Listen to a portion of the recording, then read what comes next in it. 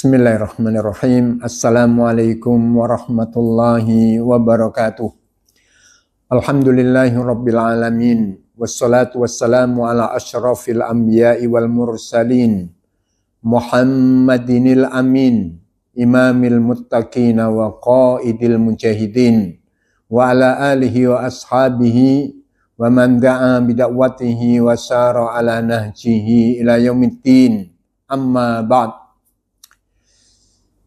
Yang saya hormati para pemirsa acara ini, mahasiswa setiu Darul Hikmah, yang saya banggakan, alhamdulillah wa syukurillah, di bulan yang mulia ini dan di kesempatan yang baik ini Allah SWT takdirkan kita untuk bisa berjumpa dalam waktu yang singkat, dalam kuliah yang singkat, mudah-mudahan ada manfaatnya. Tema yang insya Allah kita akan sajikan dan kita akan sama-sama mengkajinya adalah perbedaan pendapat di masa sahabat Nabi Muhammad Sallallahu Alaihi Wasallam.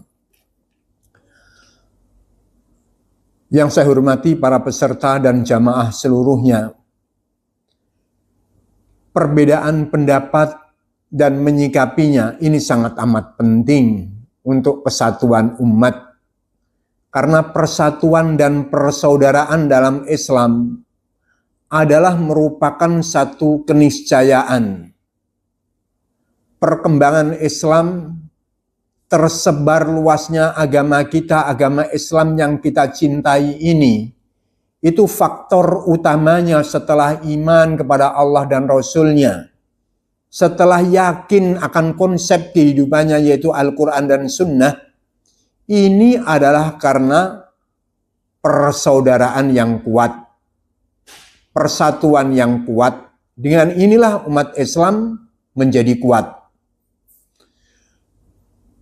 Ada hal yang perlu kita perhatikan di sini, bagaimana perbedaan pendapat di era sahabat Sallallahu Alaihi Wasallam, sahabat Nabi Sallallahu Alaihi Wasallam. Perbedaan pendapat pada masa Nabi Sallallahu Alaihi Wasallam, baik Rasulullah Sallallahu Alaihi Wasallam itu masih hidup atau Rasulullah Sallallahu Alaihi Wasallam sudah diwafatkan oleh Allah Subhanahu Wa Taala.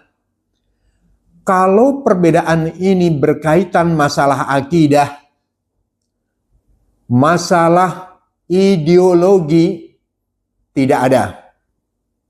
Mereka sepakat, mereka bersatu, tak ada perbedaan pendapat dalam urusan akidah. Sama Robnya, sama Al-Qurannya, sama Nabinya, gak ada perbedaan. Dan begitu juga permasalahan-permasalahan akidah, tidak ada perbedaan pendapat. Karena apa? Karena mereka masih didampingi oleh Rasulullah Sallallahu Alaihi Wasallam. Bahkan ketika Rasulullah Sallallahu Alaihi Wasallam itu sudah dipanggil oleh Allah Subhanahu Wa Taala, maka perbedaan pendapat dalam urusan akidah ini pun juga tidak terdapat. Tidak ada perbedaan pendapat dalam permasalahan akidah ini. Kalaulah ada dalam urusan akidah perbedaan pendapat ini, itu tidak pada permasalahan-permasalahan besarnya. Ada memang perbedaan pendapat dalam masalah akidah, tapi tidak dalam permasalahan besarnya, permasalahan furu'iyah fil akidah.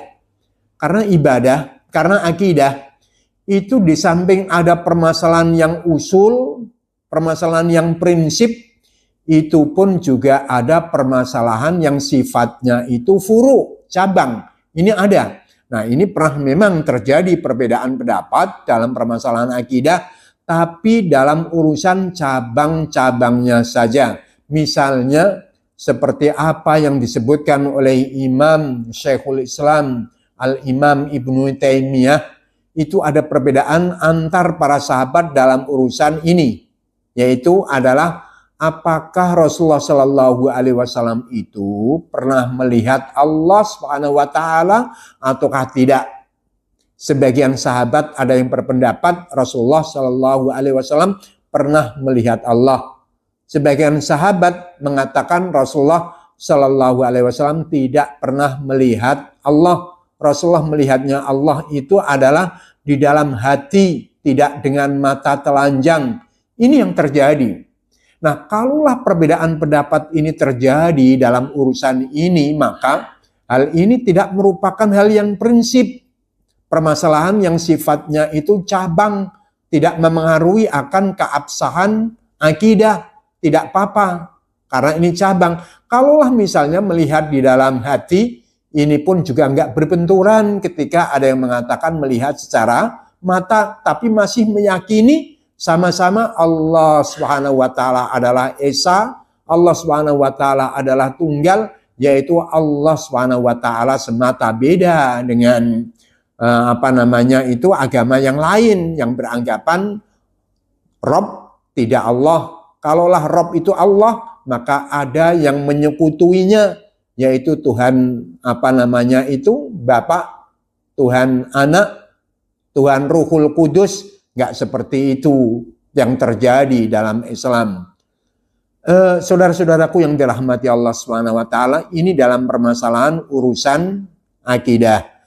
Tapi kalau perbedaan itu sifatnya berkait tentang furu'iyah, permasalahan-permasalahan cabang, permasalahan-permasalahan fikih, tidak permasalahan yang prinsip berkait masalah akidah, memang pernah terjadi, tapi yang perlu nanti kita akan sikapi adalah bagaimana dulu para sahabat itu menyikapi perbedaan. Yang ini perlu kita jadikan sebagai acuan buat kita dalam menghadapi perbedaan-perbedaan pendapat, wabil khusus berkait tentang permasalahan furu'iyah ini. Saudara-saudaraku semuanya yang berbahagia, yang semoga diberikan kekuatan oleh Allah Subhanahu wa Ta'ala untuk memaksimalkan ibadah di dalam bulan Ramadan, baik siam dengan baik, baik qiyam dengan baik, baik tilawatul Quran dengan baik. Mudah-mudahan kita semuanya ibadah-ibadah kita diterima. Saudaraku yang dirahmati Allah Subhanahu wa Ta'ala, perbedaan pendapat dalam permasalahan furu', permasalahan-permasalahan cabang, permasalahan-permasalahan fikih, ini pernah terjadi. Baik itu pada masa Rasulullah Shallallahu Alaihi Wasallam masih hidup, maupun apalagi ketika Rasulullah Shallallahu Alaihi Wasallam sudah wafat. Contoh misalnya perbedaan pendapat berkaitan masalah fikih pada saat Rasulullah Shallallahu Alaihi Wasallam masih hidup adalah Rasulullah Shallallahu Alaihi Wasallam pernah perintahkan kepada sahabat saat itu untuk menuju satu tugas dakwah ke Bani Quraidah. Pesan Rasulullah kepada para pasukan-pasukan yang berangkat berjihad ke Bani Quraidah ini adalah la tusalliyanna asran illa fi Bani Quraidah. Janganlah kalian itu sholat asar kecuali kalian lakukan di satu tempat namanya Bani Quraidah. Itulah pesan Rasulullah Sallallahu Alaihi Wasallam. Akhirnya para sahabat ini berangkatlah ke Quraidah, tapi ternyata ketika di pertengahan perjalanan waktu sholat asar itu sudah tiba.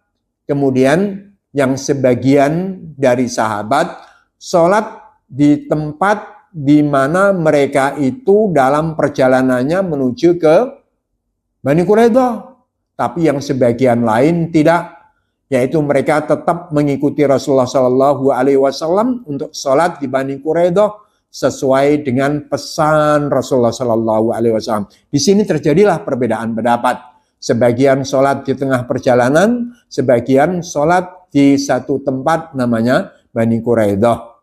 Nah, ternyata perbedaan pendapat ini itu tidak memengaruhi akan persaudaraan mereka, tidak memengaruhi akan persatuan mereka. Mereka masih tetap untuk melakukan misi dan visi yang sama, yaitu menjalankan dakwah perang menghadapi orang-orang Yahudi Bani Quraidah.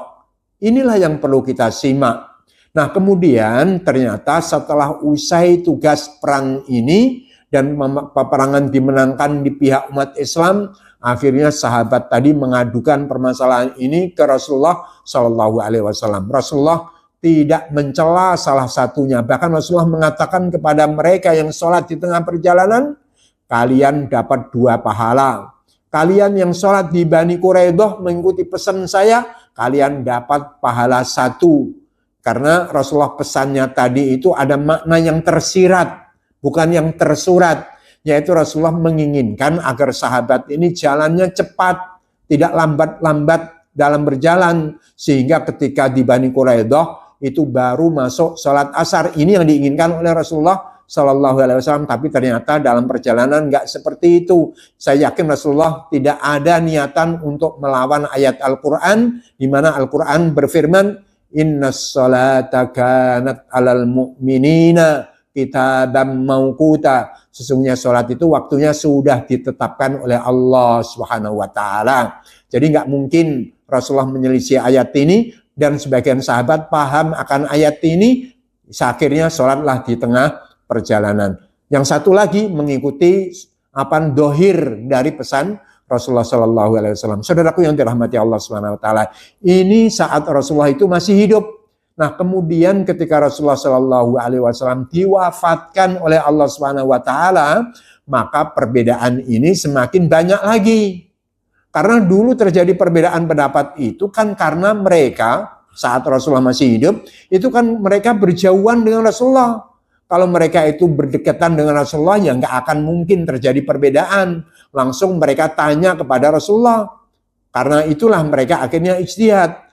Nah, makanya terjadi, yaitu di saat Rasulullah Shallallahu Alaihi Wasallam berjauhan dengan para sahabat, hingga terakhirnya terjadilah perbedaan seperti ini. Tapi ketika Rasulullah Shallallahu Alaihi Wasallam itu sudah diwafatkan oleh Allah, maka perbedaan itu semakin meluas.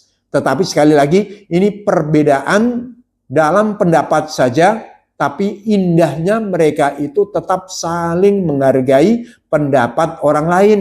Walaupun pendapat orang lain atau sahabat yang lain itu tidak dianggap sebagai pendapat pribadinya, tapi masih tetap untuk terus saling menghargai. Itulah yang terjadi di kalangan sahabat. Contoh ketika misalnya Umar radhiyallahu anhu pernah memiliki pendapat bahwasanya kalau ada banyak orang membunuh 1 orang saja, jadi kalau ada rombongan persekongkolan orang banyak membunuh 1 orang saja, itu kata Umar bin Khattab, orang banyak, persekongkolan orang banyak itu dibunuh semuanya. Walaupun cuma membunuh 1 orang saja. Dan pendapat ini banyak yang diperselisihi oleh sahabat-sahabat yang lain. Sahabat-sahabat yang lain gak sependapat dengan pendapatnya Umar. Kenapa? Karena Allah SWT berfirman, an-nafsu bin nafsi. Artinya 1 jiwa itu baru dibunuh dengan membunuh 1 jiwa. Nah, di sini kan banyak jiwa, banyak nyawa, hanya membunuh 1 orang saja. Wah, ini berarti berlawananlah dengan ayat ini. Tapi Umar bin Khattab tidak seperti itu. Bunuh saja. Karena kalau persekongkolan ini tidak dibunuh, maka kalau ada 1 orang ingin membunuh 1 orang yang lain, akhirnya mereka mencari persekongkolan orang-orang lain digabungkan dengan dirinya untuk membunuh orang lain. Akhirnya tujuan untuk adanya hukum kisos ini tidak akan terjadi. Makanya dibunuhlah oleh Umar bin Khattab radhiyallahu anhu. Nah, itu 1 contoh, dan banyak lagi contoh-contoh yang lain. Misalnya Umar bin Khattab berpendapat bahwasanya kalau ada suami menceraikan istri 3 kali, 3 kali dalam 1 ucapan itu jatuh 3. Tapi ini pun juga tidak disetujui oleh pendapat yang lain, oleh sahabat-sahabat yang lain. Misalnya lagi Utsman bin Affan, ini punya pendapat, yaitu Utsman bin Affan punya pendapat kalau ada onta itu hilang dari pemiliknya, maka ini boleh untuk dijadikan luqotoh, barang temuan. Sementara kalau lihat dari hadis, nggak boleh onta itu dijadikan sebagai barang temuan. Karena memang ada perubahan zaman, orang-orang sudah tidak takut untuk mengambil hartanya orang lain. Jadi intinya perbedaan pendapat dalam permasalahan fikih itu banyak terjadi di kalangan para sahabat. Misalnya Abdullah bin Mas'ud dan Abdullah bin Abbas, ini terjadi perbedaan pendapat. Mereka sahabat-sahabat senior tentang auratnya wanita. Apakah wanita itu wajib untuk menutup mukanya dengan cadar ataukah tidak? Kalau Ibnu Abbas nggak wajib, kalau Ibnu Mas'ud wajib. Terjadilah perbedaan itu dalam cara pandang menafsirkan ayat illa ma doharo, kecuali yang nampak. Yang nampak itu menurut Ibnu Abbas ya muka. Kalau Ibnu Mas'ud yang nampak pakaian. Sehingga dari sinilah terjadi perbedaan pendapat. Intinya jamaah para peserta yang mengikuti acara ini, mahasiswa-mahasiswi STIU, kesimpulannya adalah perbedaan pendapat terjadi dalam kehidupan para sahabat itu berkait masalah furu'iyah, masalah akidah tidak terjadi. Kesimpulannya adalah perbedaan-perbedaan pendapat ketika berkait masalah fikih la yungkar alaih, tidak boleh diingkari, artinya dihormati. Itu yang jadi prinsip oleh para generasi terbaik, generasi salafus sholih. Tapi sekarang realitanya nggak seperti itu. Ada perbedaan pendapat dalam masalah fikih, langsung dianggap sebagai ahlil bid'ah. Nah inilah yang tidak mengikuti manhajnya para salafus sholih. Ini yang bisa saya sampaikan, mudah-mudahan ada manfaatnya. Aqulu qauli hadza wa astaghfirullahi wa lakum. Wassalamualaikum warahmatullahi wabarakatuh.